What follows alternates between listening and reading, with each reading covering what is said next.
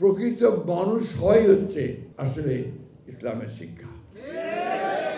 একজন মানুষ যদি মানুষ হয়, যে অন্যান্য মানুষকে সম্মান করবে, আমার রাসূলের যে শিক্ষা যে সবাই সবসময় অন্যকে সম্মান করবে, তার যে পাওনা সেটা বুঝে দেবে, আর তুমি বিনয়ী হয়ে থাকবে, নিচে থাকবে, এই শিক্ষাগুলো আমরা ছোটবেলা থেকে পেয়েছি। যে কারণে পরবর্তীকালে যখন জীবনের কাজের জীবনে এসেছি, রাজনৈতিক জীবনে এসেছি, সেইখান থেকে কিন্তু আমরা বাইরে যেতে পারিনি। সেই কারণেই আমরা যারা আপনার সেই শিক্ষায় অন্তত কিছুটা আভাস পেয়েছি, কিছুটা কাছে যেতে পেরেছি, আমরা সহজে কিন্তু আপনার অন্যায় কাজ করতে পারি না। তো আমার মাঝে মাঝে কষ্ট হয়, আপনাদেরকে আমি জিজ্ঞাসা করতে চাই, এই যে এত মুসলমানের দেশ, এত মাদ্রাসা মসজিদ, এত ইমাম, এত উলেমা, এত বিদ্বান পণ্ডিত ব্যক্তিরা আছেন, তারপরেও এই দেশে এত অন্যায় কেন, এত পাপ কেন?